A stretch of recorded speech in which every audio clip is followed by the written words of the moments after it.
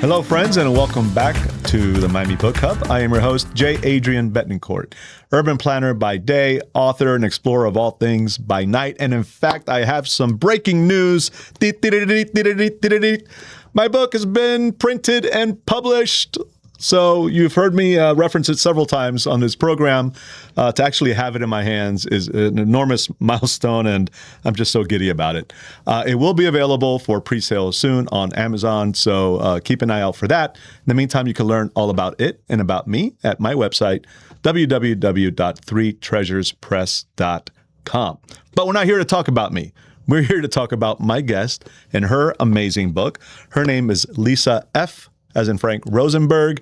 She's an author, and she's written a wonderful book that she's going to tell us all about. Lisa, welcome to the program. Thank you for having me, and congratulations to you. Thank you. Appreciate it. In your hands. So you know what that feels like. I do. How long ago was it that you had your unboxing, as we call it? My book was published in January of 2025. Yeah. And I do remember the feeling of unboxing.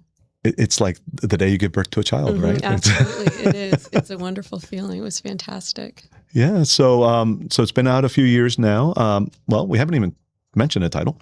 What is the title of your book? Fine. I'm a terrible person. That's how you have to say it. Which isn't what you responded to my question. That is the actual title of the book, right? Uh-huh. I love it. It's so clever. You have to say it with a little bit of a petulant tone. Yeah. Fine. I'm a terrible person. It's something my mother said to me my entire life. And it became the title of it. Very much sounds like a motherly thing to say. Do you say it to your children? No, I don't. I do not. Broke the cycle. That's it. Cycle breaker. Yeah. Well said. And what's the book about? It's a mother-daughter story. It's a tender, funny mother-daughter, little bit of a caper story that takes place between Northern California and Southern California. And it's a work of fiction, but there are nuggets, kernels of truth, I like to say. It's inspired by by humans that I know and have loved and been infuriated by in my life. And that is the essence of it. And I imagine there are parts of you in there as well, typically. Well, one of my protagonists is named Layla Feldenberg Rothstein. So Lisa Friedman Rosenberg, Layla Feldenberg Rothstein. It's not much of a leap, but yes. It's fiction. It's definitely a fictionalized stories. The characters were inspired by real people and a real community and a time in my life, as the sandwich years, you call them, a woman in her 40s in the middle of in-laws and a marriage and raising children. So, a direct experience in that time, but it's definitely a work of fiction. Excellent. And the title implies that there's kind of humor strewn throughout. But there's also, obviously a lot of serious kind of topics that are addressed, family dynamics, there are cultural identity type of themes, especially as it relates to your cultural background, right? You're a Sephardic Jew. And I'm going to say this wrong, but I'm going to try it. Rodesli? Perfect. Well, close to perfect. Rodesli's. There's an S on the end. Okay. Rodesli's. So, yes. Let's talk about some of that. Tell us about your cultural background and how it is addressed in the book. So I am a Sephardic Jew. I'm actually, my mother and her family are Sephardic. My father was Ashkenazi, but my father left when I was very young. So I felt more identified with my mother's family. But they're a very specific community of survivors from the island of Rhodes, which is now Greece, but was under different governments at various times in my family's history, and escaped. Some of my family escaped before World War II. Some of them were killed in the deportation. The entire community was destroyed. There is no Jewish community on the island of Rhodes now. Wow. But they call themselves Rodesli's, and they scattered in what we call the diaspora after as refugees, what my family were, and came to this country. And they speak Ladino, which is a dialect of Spanish. These were the Jews that were thrown out of Spain during the Inquisition, during the 1500s, during the Alhambra decree. And then they scattered across that diaspora. And depending upon where they landed, they brought their Castilian Spanish with them, and then it sort of evolved and transmogrified depending upon where they settled. The Moroccan Sephardics have a more Moroccan kind of Ladino. The Syrian Sephardics have, obviously, there's more Aramaic in it. And in my family, there's Turkish and Greek, that Ladino. So it sounds like Spanish. If you speak Spanish and you hear it, you think, oh, that sounds familiar, but it's wrong. It's not Spanish. I don't know if you read any of the Ladino in the book, so it's close. And I was raised in a Ladino-speaking home. And that became part of this story because I was inspired by a very specific story that happened within my family, within this community. So it sort of had to become a part of the story. It was just part of their world, and it was part of what made them, I say othered, quirky, idiosyncratic, funny, immigrant family. Lots of sadness and trauma, but also lots of humor. And that's right where I live, that essence of sad funny. And that's where humor really comes from, oftentimes. I feel like, it's a response to that, right? If it's true. If you nod your head when you hear something funny and you think, were you at my kitchen table? Did you hear my mother-in-law this morning? If it's real and it's true, that's the best humor. I think, relatable. So you mentioned the kitchen table, and so I think a lot of the book kind of revolves seemingly around food. So there's language. Is Ladino also kind of the cuisine, or is that how do you reference? The Ladino is the language, and the food is Sephardic cuisine, but a very specific rodisli Sephardic, because Sephardics there's a cuisine. It's in contemporary culture or popular culture. The Ashkenazic culture is more widely known, Yiddish in comedy, and that kind of Jewish deli that people are familiar with, that they identify as Jewish food. This is entirely different. It's not that well known. And this book was such a blessing to be able to share that part of my culture. And so that was very true. I do have family that grab the flour sack the minute you walk in the door and bake like there's no tomorrow, with no recipes and no measuring, and all from memory and all by hand. And that was fantastic. That's a true part. And that's something I think a lot of people can relate to, from other parts of the world. And there's something about food that's very powerful. Yes. More so than just about anything else. That ties you to culture and ties you to tradition. Is that why you, I think, kind of centered a lot of the story around food? I mean, you just felt that was what might resonate with people, or what resonates with you? It filled in the characters, because that's what they brought with them. It's really in an immigrant family, in an immigrant community, there's what they bring with them that makes them who they are. And, when I was a kid, I was embarrassed by my immigrant grandmother. I had to take her to the grocery store. We've all been there, yeah. And I lived in Northern California. It was in the 60s when I was growing up. It was the heartbeat of cool. It was the hippie cultural revolution. There were bell bottoms and fringe swayed all around me, and I wanted to be cool, and my family was not cool. And so I kind of held it at arm's length growing up. I spoke Ladino fluently when I was a very small child, but once I went to school, I lost it. I was embarrassed by my grandmother, what I call her Ellis Island fashion sense. She had the scarf under her chin and the Red Cross shoes and the rolled up stockings. But obviously, as I grew and I matured, and I learned to appreciate and cherish my family's story and their culture and their history. So again, this is, it's more than that they're Sephardic Jews. It's more than they were refugees. It was a community that was, I call it a Nazi success story. It was erased, decimated, doesn't exist. So it's a beautiful thing to share it out, because they were funny, and they still are, but that generation is, thinning out. It's terrible to say, but they were remarkable, and what I thought was, they were not cool by my standards at 7 years old and 8 years old. But when I think of what they went through in their lives, it's extraordinary. Yeah. Is remarkable. So it was just a beautiful thing to celebrate it in the story. Look, and a lot of people in this community in Miami can relate to that, right? The Cuban experience and everything they went through to come here, and everything they lost, and that story is repeated throughout Latin America, and so absolutely, I think it's very relatable, even though they may not relate to that exact culture, they relate to the experience. In fact, some of my relatives, that was the visa that they got to. They were in a refugee camp in Italy for a while, and when they escaped Rhodes, and the visa that they got was through Cuba. Oh. They came through Cuba because of Spanish-speaking countries, because they spoke Ladino and Spanish. And ultimately, those family members ended up in Los Angeles, but they came through Interesting. Cuba. Yeah. We do have a concept called the Jubins. Yes, I know. So I know. they're great. Really, people have shared out with me at Book Talk. So as you're talking about your story, the older generation and not being cool and this and the other, the movie My Big Fat Greek Wedding keeps popping into my head.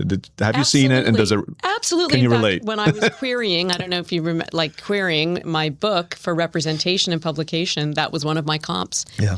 Because it very much was like that. Yeah, I love it. And then they ruined it. The sequels and the TV show weren't very good. But the first one was, the first movie's excellent. I'm so related to. I just watched it with my kids, and they're like, "Really? What are we watching?" And they loved it. Yeah, they loved it was good. It's a good movie. Favorites, yeah. So you've been in Miami now for a couple of years. Mm-hmm. Originally from Northern California, Yes. San Francisco Bay Area, Yes. right? What brought you here, and how do you like it? Well, our adult Be honest. son, it was one of those stories during the pandemic where he had a job. He was class of 2020, and his company sort of just picked up out of New York and went to Miami and said, if you want a job, you better come.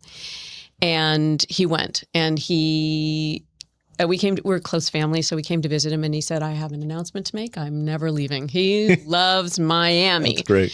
So we started visiting him like crazy, and fell in love with it as well. And it was time for a change. We were, it was either snuggle up and age or shake things up and take a chance and make a big move. And so it has been fantastic. It has far exceeded expectations. It's been just a really warm and welcoming and friendly community. And I didn't plan it this way, but it happened just at the point where my book was being published, and I'm just overwhelmed, blown away by the literary community here. That has been, I don't even know how, that was just a stroke of amazing luck, just really vibrant, robust, I don't need to tell you. And welcoming, right? Very welcoming, very generous. generous. Isn't the case in other parts of the country necessarily. It is not the case. Yeah. No, it is not the case. I don't want to diss snobbish on my hometown, but not anywhere near as friendly or as welcoming and less gatekeeping. So that has been amazing, Were there people or institutions speaking to the community here that kind of you leaned on or that supported you in particular? Well, the Books and Books and the Miami Book Fair was welcomed me with open arms. And, from a selfish point of view, that was great for me, but it's also great for me to be, part of a community that I really can see myself participating in and supporting going forward. It makes me feel like I have a future here. I just think the book fair is just incredible. I'm such a supporter of the Miami Book Fair. It's amazing. I think maybe we take it for granted, but we're so lucky to have them. And the same thing for Books and Books and Mitch Kaplan and his team. Nothing like it anywhere in the country. There isn't really. New York too. Yeah, the Miami Book Fair That's great. There is nothing like it, really. So. And I've had Lisette Mendez from the Book Fair on before, and I'm proud to say she's going to be on again in a few weeks as we talk about this coming book fair. Have you exhibited there or I did. sat on a panel? I presented last year. Oh, excellent. Yeah, How was that experience? It was wonderful. It was really fantastic. I was on that's the other thing. She puts together these panels. Yeah. Just remarkable. She's a curator at art. Yeah. It's amazing. Yeah. Now, you know about curating because I do. Prior to writing, or maybe even currently, I'm not sure, you were in the arts world and working at museums and education. Tell us about that background and then what parts of that kind of lend itself to the writing. Well, I was a gallerist in the retail blue chip art world, in my early professional career. And then I stayed at home to raise my kids, and then I went back to work in the museum world, so back to the art world. And we say the art world, what kind of art? Like fine art? Modern, contemporary?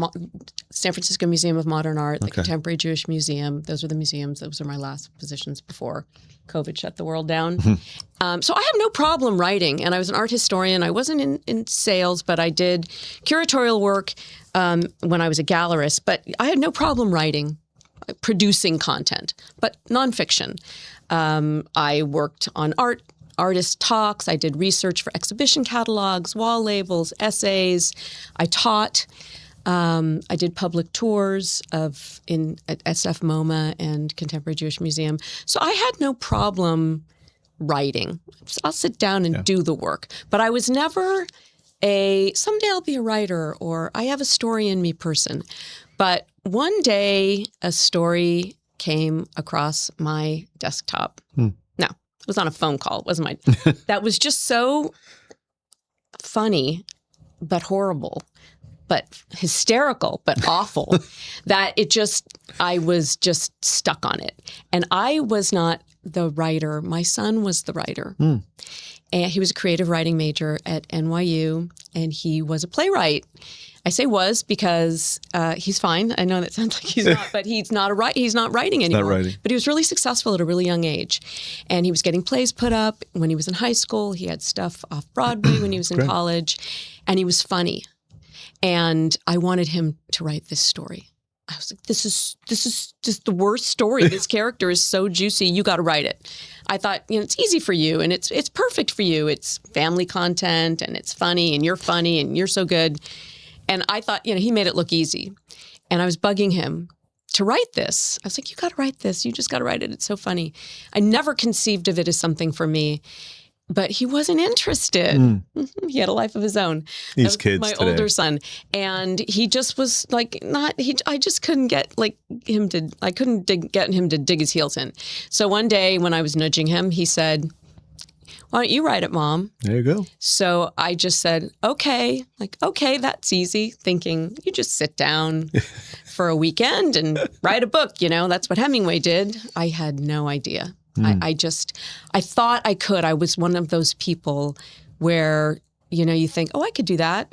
You see a movie and you think, oh, I know who would have played that part better. You recast a movie or you think you would have changed the ending. So in my blissful ignorance, I thought I could do that.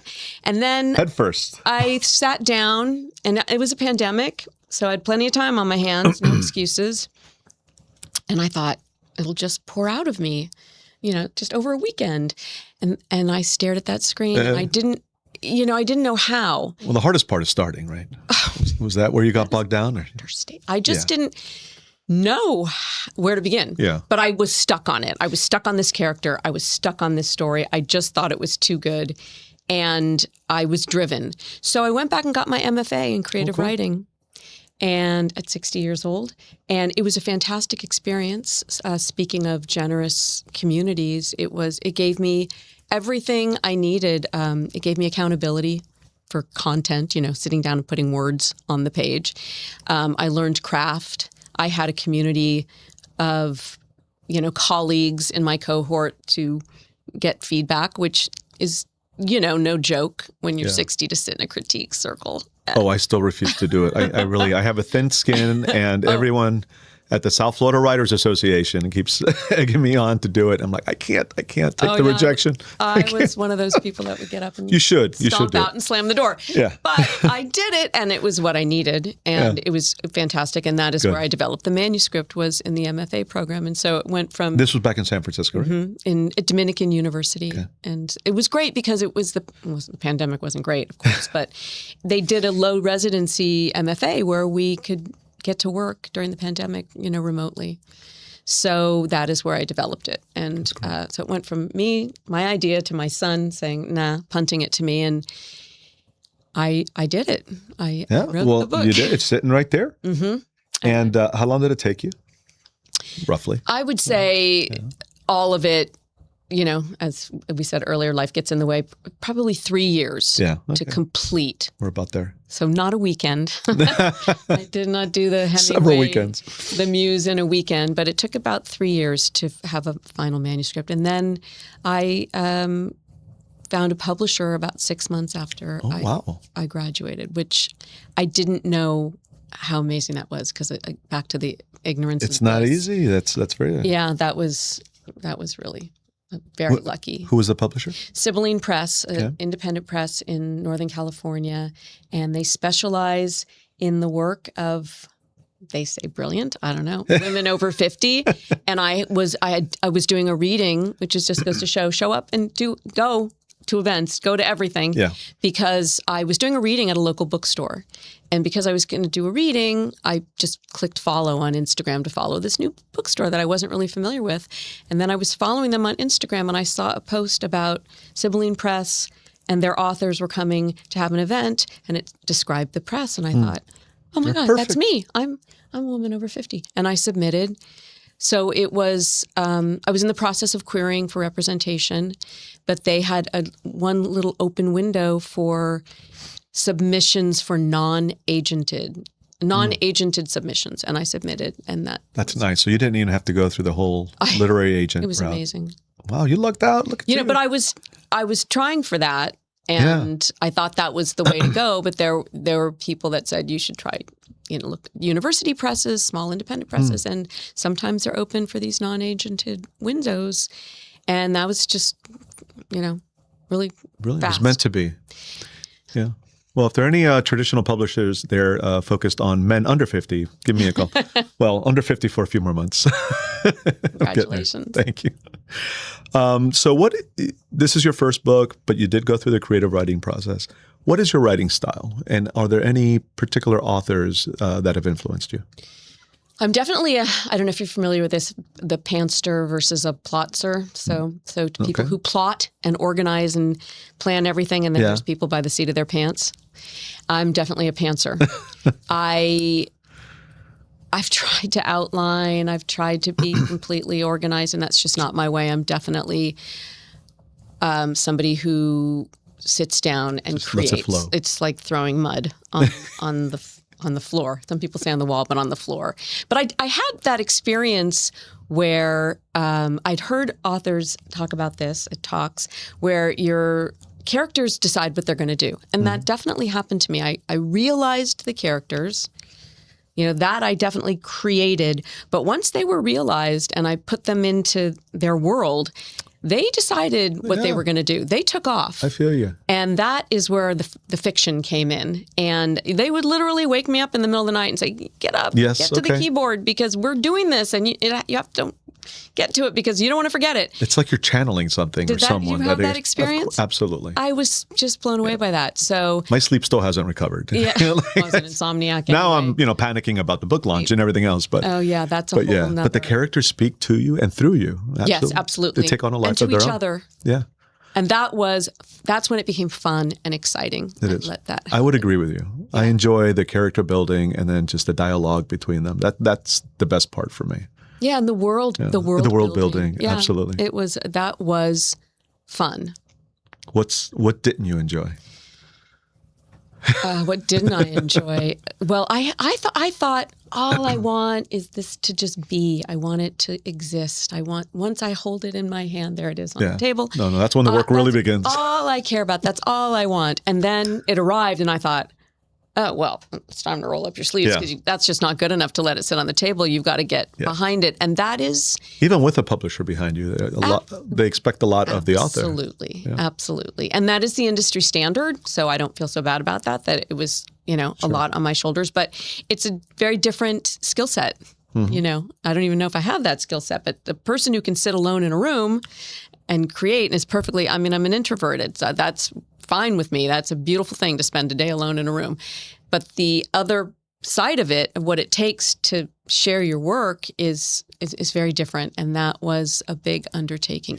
I'm in it. You are a writer, you are an entrepreneur, and you have to become a celebrity in a way, right? You're the promoter of your own book and of your own brand. You have and that's a difficult combination of skill sets and talents. Put yourself out there for an introvert. It's just they're opposing skills and I didn't know any. I was learning. I still am, but that's fine. From neuroplasticity. I keep saying neuroplasticity because I want to be a lifelong learner. I love. It's kind of a affliction. I love being in school, which is why it was so fun to go back and get my MFA. But it was a steep learning curve, and I learned as I went, and that, after the fact, I always am happy after, but going into each situation, it's like, oh, gosh, I hope it's okay. But that goes, another hat tip to the literary community being very supportive. Absolutely. Yeah, really. Yeah. There's nothing to be scared of. Everyone wants you to succeed. It turns I do feel that way. because I feel that way about other people. Now, critics too. may be a whole different, world, but I just don't read them. I have had authors say, I don't read my reviews. My husband will read them and I do. pick out the bad ones and won't share those with me. So, if you had any tips for an aspiring writer or someone who's in the middle of writing, what would it be? Well, it's all the cliches. They turn out to be true. If you have a story in you, I have found another part of this world. Maybe I've said my age too many times, but it's where I am. That it's the most non-ageist, non-sexist, blind world. I went back to work after being a stay-at-home mom, and that was really hard. That was my age preceded me, or gender, or whatever, before I walked in the door. And in the literary world, it's the story, it's the content, it's what you create. And I have found that to be so refreshing and a wonderful surprise. So if you've got a story, go for it, because there's really room for everybody, and it is a supportive world. And there are fewer barriers now to telling your story and sharing your story than there ever were. This idea of, you have to be a celebrity, or it has to be the big five. There are so many ways to get your work out there, and they're all, however, whatever it takes. I'm self-publishing, and it's Gorgeous book you have in front of you. Thank you. I think they did a pretty good job. I went through bookbaby.com. I don't know if you've heard of them, but they provide a full menu of services, including book cover design Gorgeous and editing cover. and the whole thing. Yeah, so that was my concept. And so it's all about yin yang and old ancient civilizations crashing into new technology. And some San Francisco in there. So there is. So, and that, I'm glad you brought that up, because I picked San Francisco specifically. Well, one of my characters is half Chinese, so that makes a lot of sense. There's obviously a lot of ties there in San Francisco to Chinatown and to China. But I've always been fascinated by San Francisco, and I love it. It's a beautiful city. It's funny, you moved from there to here. I'd love to move there and take weekend trips to wine country. Yep. But, San Francisco and Miami to me are like two sides of the yin yang. It's like they have so much in common. Multiculturalism, the Bay. I go into it in my book, pick it up. Can't wait. But then they're complete opposites in many ways, right? The climate, geographically. I think there's some interesting dynamics between San Francisco and Miami that hasn't really been explored or mined. That's interesting. And whenever I meet someone from San Francisco, it's like, I think about it, because it's an interesting dynamic. New York and Miami has been written about thousands of times. We're like, the sixth borough, they say. Yeah, that's right. I've read that. And we do have a lot of San Franciscans moving here, I think during the pandemic, especially. So you have found a community here? Well, I encounter people, and it's such a surprise that, I'm here. It's like, what are you doing here? Just start a club. Yeah, an expat. There you go. Yeah. I'm sure you'll be meeting around coffee houses a lot. Somebody said Coconut Grove is New York on the beach. Yeah. So I love New York too. So. Excellent. Well, listen, if people want to learn more about you and your book, where should they go? www.lisafrosenberg.com. Check out my website. There's lots about the book, the story, my community of Rhodes-Lees. There are recipes, playlist, and fun. I love it. So it's an immersive kind of experience to go to your website. Excellent. Well, listen, I'm about to start a Cook's Books segment on this podcast, really? And in my newsletter. And so I'll have to have you back on to talk about the food. I would love to. That it has its own sort of identity in the book. It's a dual protagonist story, but the food plays an important role. Excellent. Well, listen, we're running out of time. Any last words for our audience? Thank you very much for having me. This has been a pleasure. I've really enjoyed it. And good luck to you on your book. Thank you so much. Launching September 22nd. That's it. September 22nd. Books and Books, 7 p.m. Be there. And that's all the time we have here on our episode. I don't even remember what episode this is at this point. I think it's episode 18, which is my lucky number. Oh, that is a lucky number. Yeah, it's my birthday, May 18th. My wife is April 18th. A lot of 18s. Any 18s with you? Yeah. No, but it's a mystical lucky number. Yeah, we'll have to talk about that off show, because we don't have time. Folks, thank you for joining us. If you liked the episode, please like it, share it, subscribe to the show, and thank you and keep returning. We have some great guests lined up. I also want to thank our partners in this endeavor, Miami's community newspapers, for producing and hosting us here in these lovely studios. And in particular, our producer, Priscilla, behind the screens. She hates it when I give her a shout out, but she deserves it. So thanks again. Thank you. Thank you. Keep writing. I look forward to having you back. Thank you I'm very sure you're much. working on something else, I so am. we won't talk about That's it. all I'll say. But we'll talk about that at another point. See you next time. And in the meantime, keep writing, keep reading, and stay curious, Miami.